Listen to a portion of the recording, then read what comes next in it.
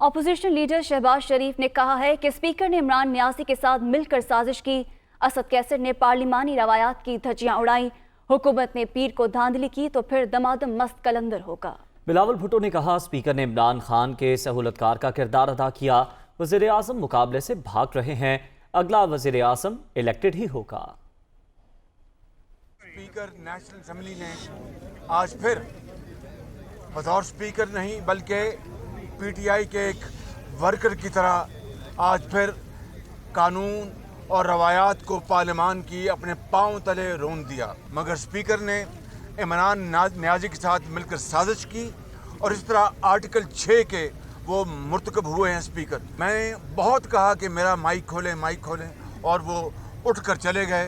ये है वो स्पीकर का किरदार जो कि तारीख़ में स्याह अल्फाज में याद रखा जाएगा। मैं उनको मतनबे करता हूँ, वार्निंग देता हूँ कि अगर पीर के रोज़ उन्होंने इस तरह की हरकत की तो फिर हमसे फिर कोई ना पूछे। हर वो हरकत को हर बार इस्तेमाल कर रहे हैं कि किसी न किसी तरीके से ये भाग सकें, और हम इमरान को नहीं भागने देंगे। कब तक भाग सकता है आपका बुज़दिल वज़ीर आज़म? इंशाअल्लाह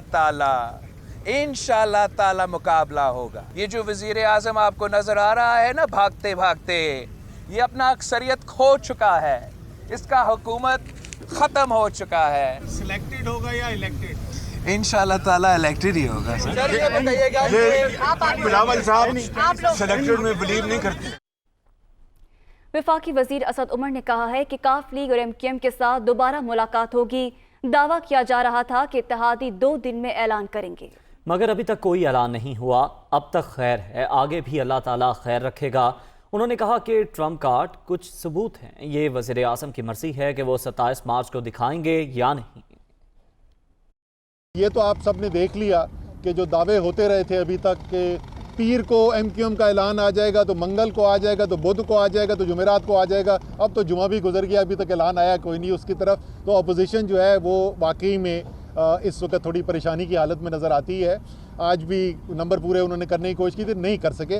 आप मेरे से जिनकी बेहतर गिनती है आपने गिन लिए होंगे, आज भी उनके नंबर पूरे नहीं थे। पिछले 1 हफ्ते से हम बड़े दावे सुन रहे हैं, अभी तक तो दावा पूरा नहीं हुआ। अभी भी आगे भी अल्लाह ताला खैर रखेगा। ट्रम्प कार्ड सर मैं बिल्कुल जानता हूँ, मैंने वो सबूत देखे हुए हैं। ये अब वज़ीर आज़म की सवाबदीद है कि क्या वो उसको वो मंजर आम पर लाना चाहते हैं, और अगर लाना चाहते हैं तो किस वक्त लाना चाहते हैं। लेकिन इसमें कोई शक नहीं है वो ट्रम्प कार्ड। मुस्लिम लीग नून के रहनुमा एहसन इकबाल ने कहा है कि कोई इत्तेहादी हुकूमत के साथ खड़ा होने की हिम्मत नहीं कर रहा। इत्तेहादी बहुत जल्द अपोजिशन के साथ खड़े नजर आएंगे। असम्बली में वज़रा के चेहरों पर सोग था। उन्होंने मुतालबा किया कि इमरान खान मुस्ताफ़ी हो जाएं, वरना तहरीक अदम एतमाद इन्हें पहला डिसमिस वज़ीर आज़म बनाने जा रही है।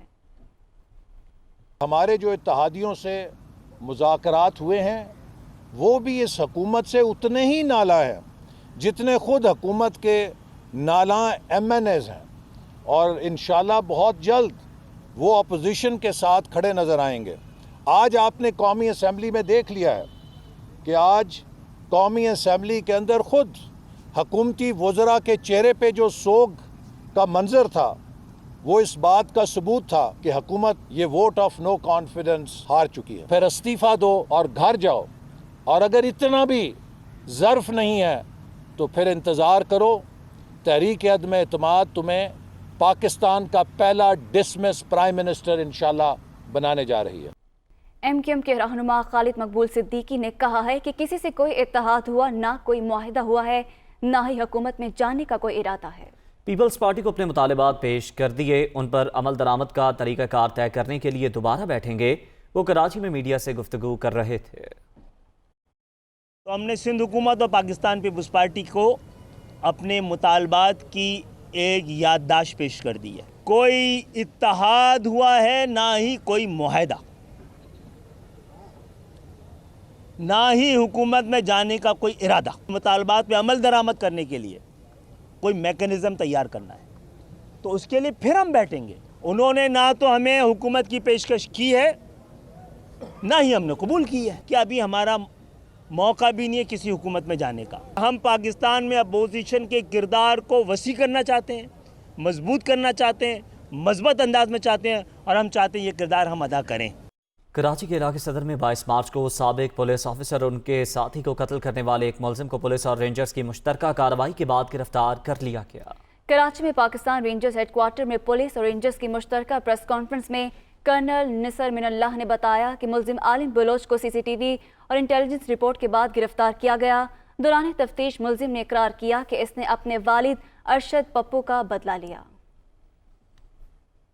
22 مارچ 2022 کو تھانہ پریری کے علاقے راجہ غظفر علی خان روڈ کے اوپر سابقہ پولیس انسپکٹر چاند خان نیازی اور اس کے ساتھی عبد الرحمان کو نامعلوم ملزمان نے فائرنگ کر کے ہلاک کر دیا تھا، جس کے بعد ڈی جی رینجرز نے ایک خصوصی ٹیم تشکیل دی جس نے قتل کے تمام محرکات کا جائزہ لیا اور سی سی ٹی وی فوٹیج اور انٹیلیجنس ذرائع کی بنیاد کے اوپر 25 تاریخ کو ایک کامیاب آپریشن کیا اور پاکستان رینجرز سندھ اور پولیس نے مشترکہ کارروائی کرتے ہوئے اس واقعے میں ملوث ایک ملزم عالم بلوچ کو گرفتار کیا۔ اس کیس میں جو مین پیش رفت ہوئی ہے اس میں ہیومن انٹیلیجنس کے ساتھ ساتھ سی سی ٹی وی کیمروں کا بہت بڑا کردار ہے، تو سی سی ٹی وی کیمروں کی مدد سے ان ملزمان تک پولیس اور رینجرز پہنچی ہے اور ان کو آئیڈینٹیفائی کیا ہے، شناخت کیا ہے۔ تو پولیس کی پوری کوشش ہے کہ پیٹرولنگ کو بھی بہتر کیا جائے